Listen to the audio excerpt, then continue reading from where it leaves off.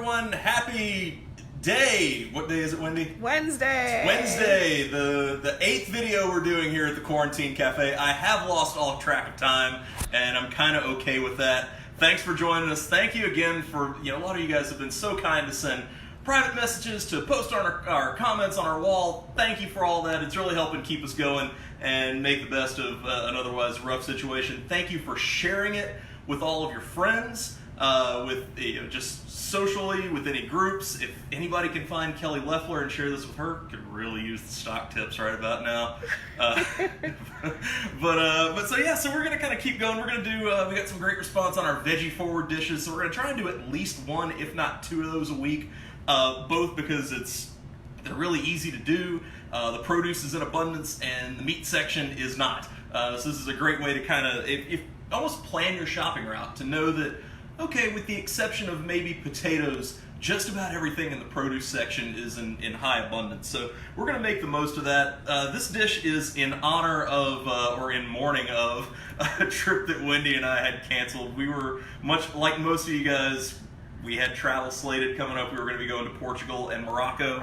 And a week from today. A week from today. That's so, compared to what else is going on in the world, it's kind of nothing. But, in our world, that was something we were definitely looking forward to. So we want to kind of pay tribute to that with an inspired by, this is not a traditional recipe. It's kind of an interpretation using what we have. We're going to be doing a Moroccan tagine.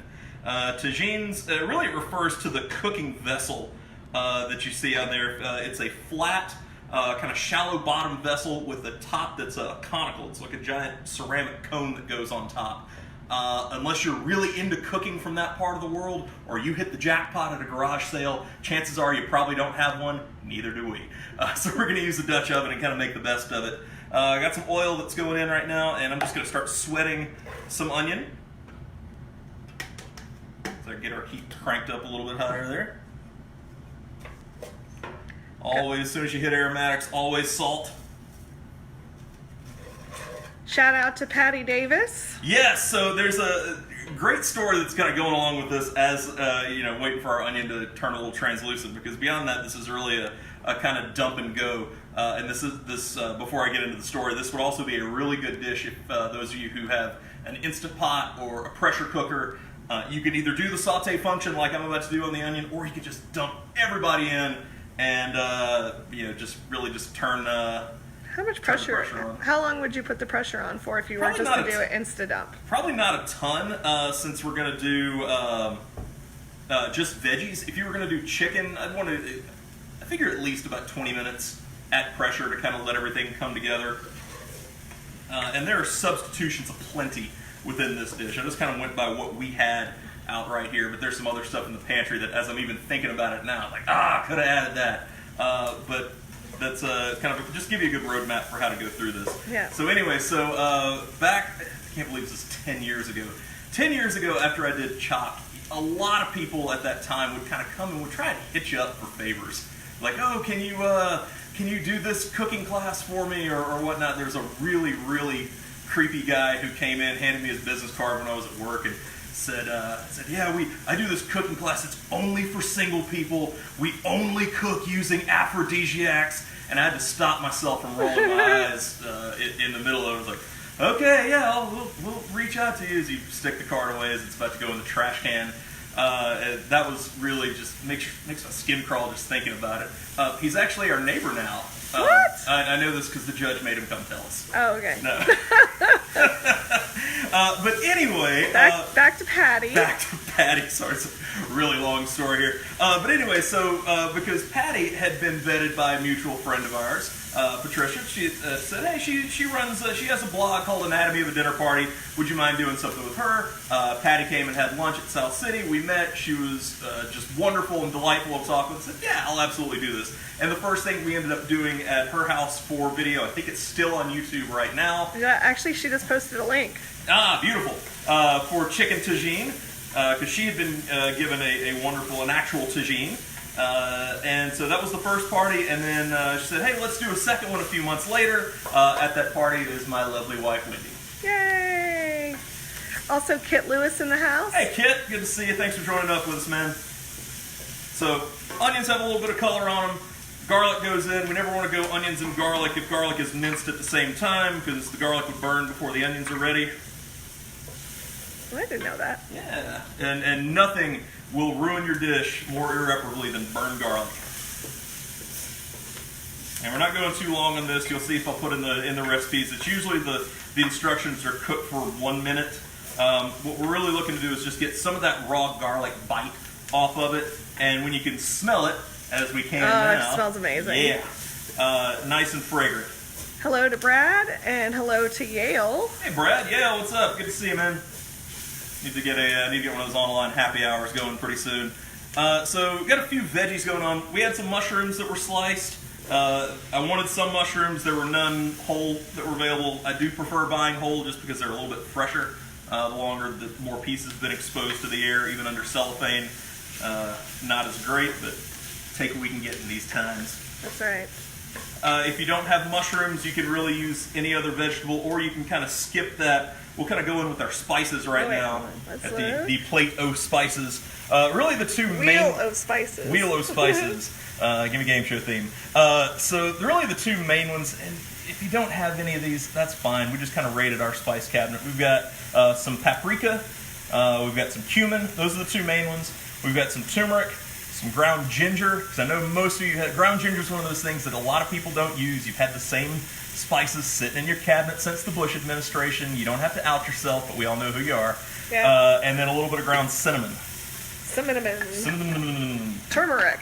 You gotta eat that stuff. You do. For anybody who hasn't seen the latest Mark Maron comedy special on Netflix, I encourage you to watch it and take your turmeric. So what we're looking to do, good grief, this is fragrant and amazing right now, is just looking to get a little bit of a toast on these spices. The mushrooms are going to soak up a lot of that oil, so we may want to go in with just a little bit more. That smells ridiculous in here. We're looking for toasting, not burning. Oh, Kit says he thinks of you every time he cuts an onion. Thank you for the lessons, sir. Oh, good. Thank you. I appreciate that. And Lee from D.C. in the house. Hey, Lee. Thanks for joining us again. And Dean. Dean, once again, always a pleasure, my friend. So just looking for the mushrooms to get a little bit softened. Once we add our liquid, they'll do the same. And here's kind of where I also go with any other vegetables you may have. We had cauliflower left over from the other day. This was probably about half to 2/3 of a head, something like that. What we're doing, just to, again, minimize the amount of stuff we're putting in our fridge, and to minimize the amounts of things that we're cooking for you guys, is we're not trying to use an entire unit of something in one dish. If we can get 2 or even 3 dishes out of it, that's what we'll do. So you may see some of these things repeating. And then, for some of you, especially my restaurant friends out there, we're trying to do some things that are a little budget friendly going on too. So, again, this is this part of the world is a spice highway. So we happen to have the spices. Don't go out and buy them if you don't have them. That's okay. What would you use in place of some of these? Let's see. Coriander would be a good one that people may have inside. You want some kind of warming spice. When we think of warming, think of things like cinnamon, like nutmeg, like ground ginger, cloves. Just cinnamon is one of those that you can use a little bit more of. As you start getting into things like nutmeg and cloves, you're gonna want to use less, because a little of those definitely goes a long way. We had some grape tomatoes in our fridge, and this would be a good outlet for those. Woody's here. We loved your meme on Facebook, Woody, about chefs doing Yelp reviews. Yes, so this is for those of you who aren't friends with Woody out there. I'm giving you credit, but I'm going to kind of steal. This is basically for all of you who are doing things at home, and I'm probably the worst ambassador to be able to be doing this. But for those of you at home who aren't professional chefs who are making things and then posting it, chefs should be able to do Yelp reviews on your food. Our time to shine. That's right. Woody, that was so funny. Also, he likes your shirt. Oh, good. Thank you.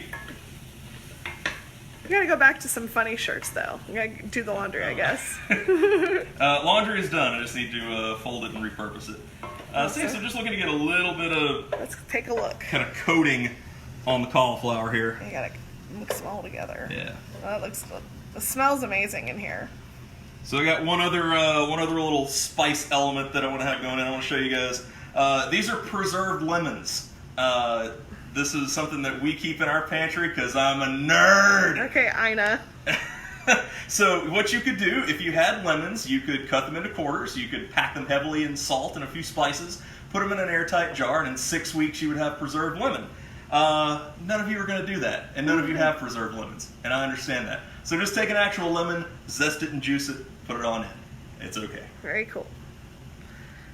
Is that what you just did? No, that's preserved lemon. Oh, okay. We have to have something fancy in there, right? Do we? I mean, this is that good excuse. It's like, I'm never home to cook. That's true. So this is, I am now, so let's make the most of it. It's like when our truffles expired from Italy. It was tragic. Oh, God. Yeah, so the story behind that was we were in Rome, and there was a little market right outside of Trevi Fountain where they were selling golf ball size, maybe even a little bit bigger, black truffles. And I think I bought 2 of them for about 29 euros total, which would cost me probably close to 10 times that if I were to buy them in the States. And so they vacuum packed them. I didn't declare them on my customs. Busted. No, declared everything else, but the truffles made it through. And then immediately went into opening a restaurant and wasn't home to cook for about a month, maybe longer. And by that point, they had expired. It was so tragic. So upset. Next time. Next time. If we ever get to go back to Rome. Yeah. Not very high on the agenda right now, but hopefully at some point. So as the tomatoes kind of give off their juice, they're gonna, in a roundabout way, deglaze what's on the bottom of the pan, pick up some of the toasted spices. We had a little bit of leftover canned tomato. We're going to add that. It's going to add some saucy consistency. You don't really see a ton of tomato in that, but we're kind of making the best of what we got here. So what did we have for dinner last night? Great American Takeout. Great American Takeout was last night. I loved seeing everybody's posts of where they went and got takeout. We went and supported my friends Craig Richards and Billy Streck and went to Lila. They were doing and I think they still are doing, a kind of family-style takeout menu. We just got it for the 2 of us and had a fun little date night inside. Cool. Tell them about the curbside experience, because that was pretty interesting. Yeah, so for anybody who might be a little, so number 1, follow the directives, stay indoors where you can unless you're going out for groceries or essential stuff. Or in this case, takeout. They were doing curbside. They had the gentleman that was bringing our food had gloves on. They had a single-use pen for us to sign. Most places, just about every place is doing cashless, so it's minimizing the amount of contact that we're having with each other, which I thought was super cool. Yeah, it was delicious dinner, yes, too. And more importantly, it was delicious. So for all of you guys still kind of going forward, this is the restaurants that are still open. This is really what's keeping people afloat, so please give what you can. I got some olives. These are just plain green cocktail olives sliced up. One of the good things about Moroccan cooking is it's kind of that blend of sweet, savory, salty, acidic, and a lot of spices. So the olives are going to give that briny, salty quality. And then to counteract that, any dried fruits you have, we have raisins. If you have dried dates, if you have dried apricots, dried cranberries would even work. Anything kind of... Throw them in. Throw them in. There we go. Okay. Leanne Pierce Shepherd says, thanks for the Brunswick stew recipe. The omnivores in my house are very excited. Ah, good. Thank you. I appreciate the kind words. Yeah, it's a tough time these days when you're cooking for both vegetarians, vegans, and omnivores in the same household, trying to keep everybody happy.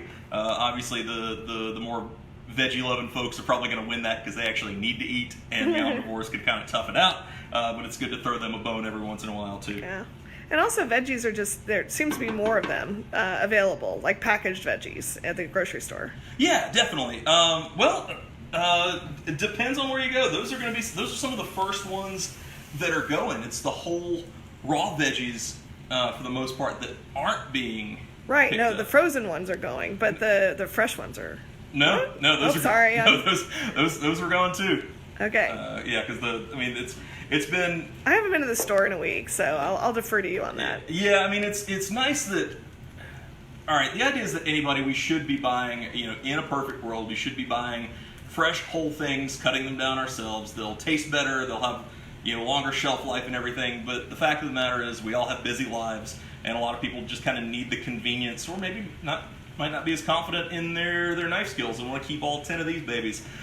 So the idea of being able to buy things that are pre-chopped or pre-cut if that's the difference maker between getting something good and healthy on the table and not, go for the pre-cut. But in these times, I think that's what people are buying up, and so yeah, the more we can do with stuff that's already or that's whole and fresh, let's do it.